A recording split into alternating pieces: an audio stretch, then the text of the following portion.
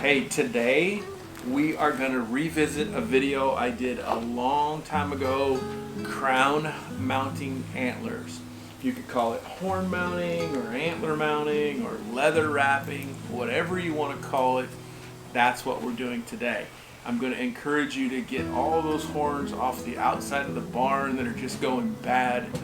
Anything you haven't dealt with, let's crown mount it. Even if you got a pair of sheds that you just love and they're laying up underneath a table somewhere, grab them, let's crown mount them.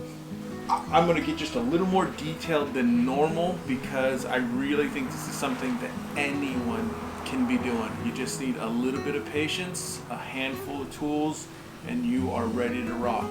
We're using regular old cement and plaster of Paris. Those are our two bases. You can do this with foam, but I love the weight and the sturdiness of concrete. That's why I do it kind of a traditional way. So bear with me. We're gonna horn mount some critters. All right, first step, take whatever you're gonna crown mount and you wanna cut it off the skull plate. Here's a real quick sped up version of that. Essentially, I want very little skull plate there, just enough to run a couple of screws in and to hold it to a piece of wood. If it's got old dry hide, I like to just soak it in something until it gets good and pliable and then pull that off. With a clean crown, we're ready to start putting things together. Now you'll notice if it's really old, that seam in the middle of the skull there is really flexy. You're also going to notice a lot of cracking within this whole process. That's okay, just go with it. I like to take an old piece of lumber. This is a piece of fencing that I had laying around. You can use old OSB, whatever, and just draw a rough outline of what you want that crown to look like.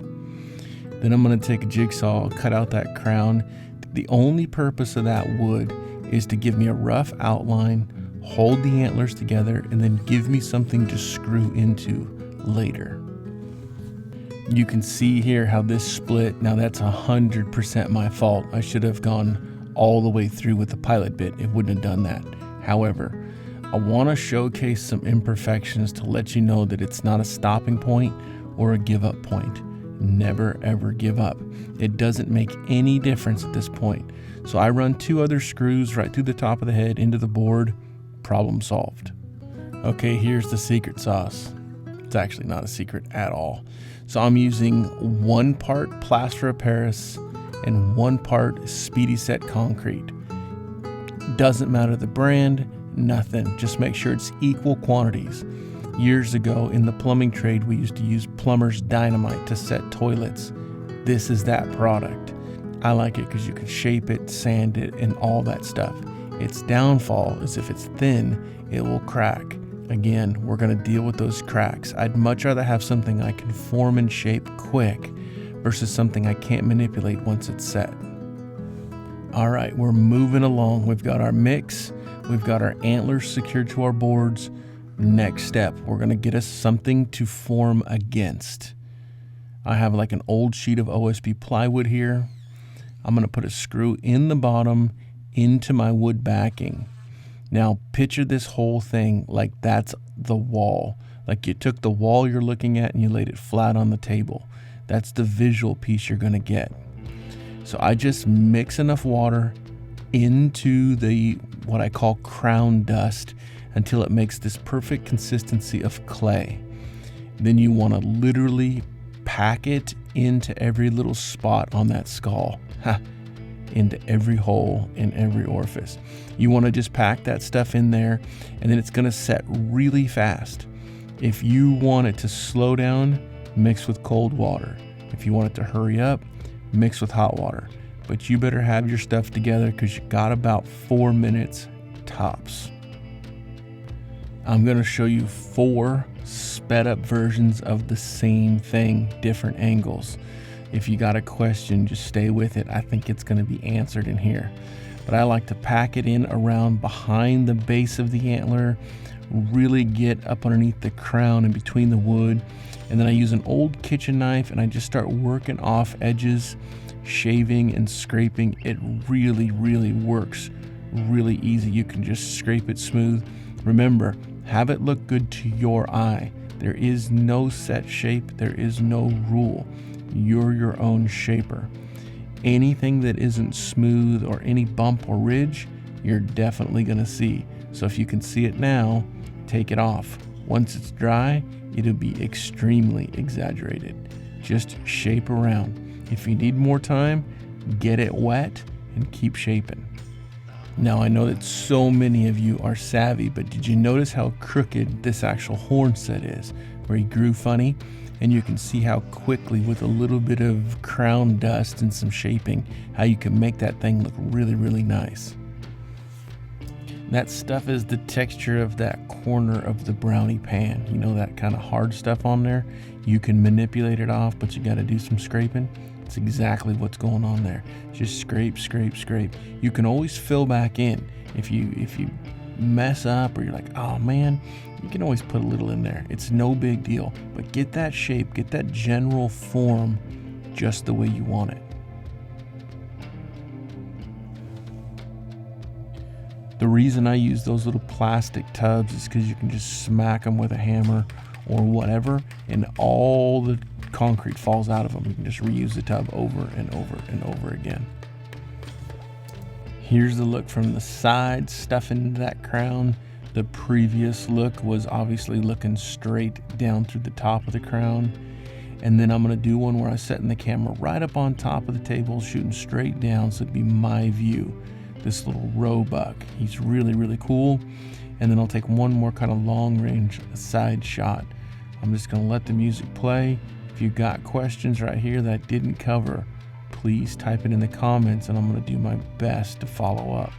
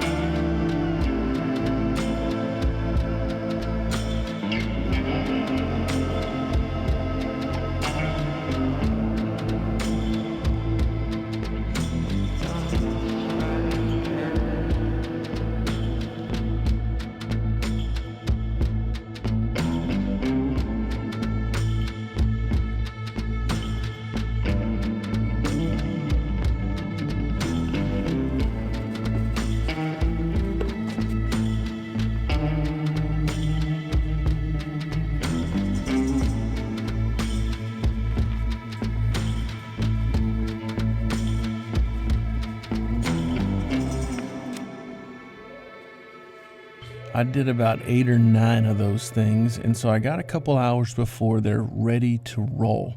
So I'm gonna take out some cheapy pine panels that I bought at Hobby Lobby for like $1.99, and I'm gonna hit them with a torch, put some kind of rustic color on them real quick.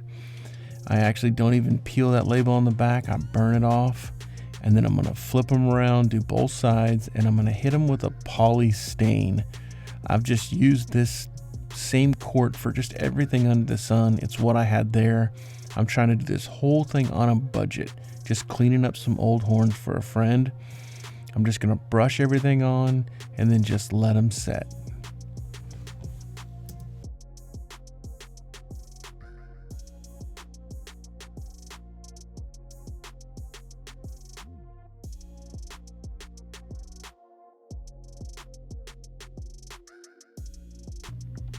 I'm gonna be about 1 panel short, so I decided to grab an old piece of barnwood on the side of the house, make a rough cutout, hit it with a jigsaw, sand it, burn it, get it ready to go. Kind of a rustic looking piece. I have one crown mount that goes to somebody else. He can just have this one. All right. 24 hours later, I'm ready to start stretching some leather, but you can see how these have cracks on them. Again, it's very typical. You could absolutely add a stabilizer or a synthetic to keep it from doing that. I just never have. I don't mind because I'll either bond to them or epoxy them or something. Here I just want to sand all the high sides and get myself a good smooth surface. That's all I'm looking for here. I'm putting together some little displays for some youth events, so I'm mixing up some clear table epoxy, and I'm actually epoxying elk turds, sheep turds, deer turds, so the kids can see the difference between one and the other. I had so much left over once I had shaped these that I went ahead and brushed them onto all the concrete forms. Now I've got a sealed clear epoxy. I actually love this idea. I've never done it before. It was just happenstance. I would have gone through and just filled them otherwise, but this worked out beautifully and made them extremely smooth and silky. So, great accident. Because I don't plan well, I pulled out my bin of leather and went, oh, I have nothing that's similar, just a bunch of old scrap. So as I sorted through it, I called the client and he's like, hey man, I'll take anything, all over the map, all different, perfect. So I did just that. I found some little pieces that had some spots, but I really like the suede side. I make my own burr wraps. It's just easy. So I make sure I have enough leather to stretch across our form. Then I use whatever brand, it doesn't matter. I happen to grab this Loctite spray adhesive.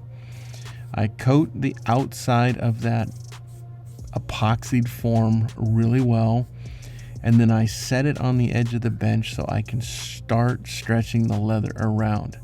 And this is no science. You just put it on there, then stretch and pull until all your seams are out.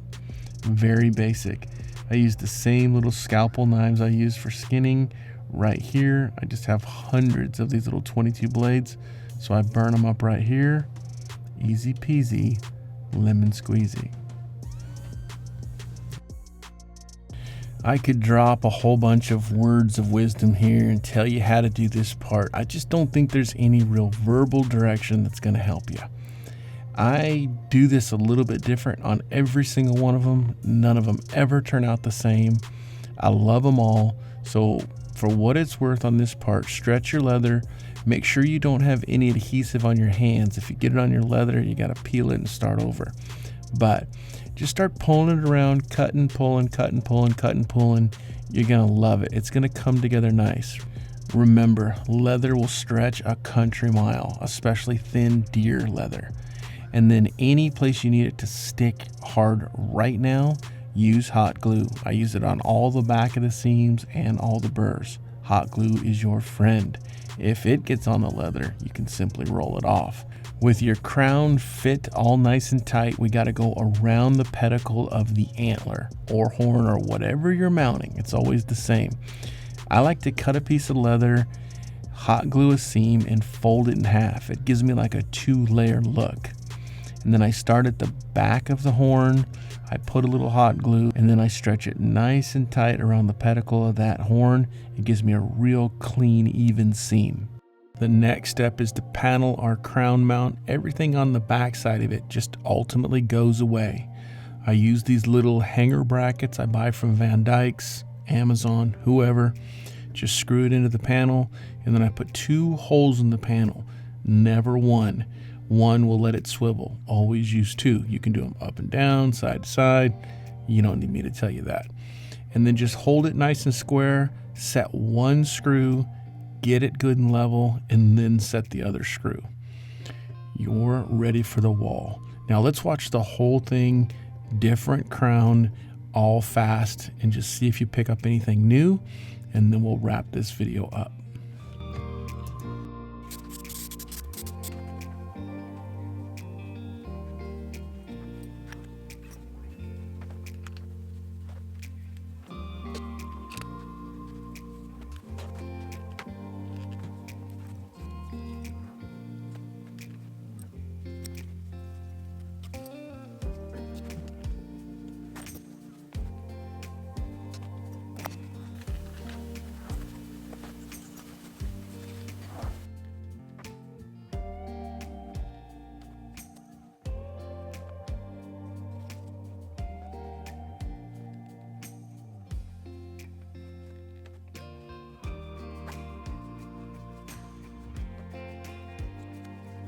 Alright y'all, wrapping up this video. It was super fun to make. I know it runs a little long, but there's so much information, which is crazy because it's a very simple, very direct task.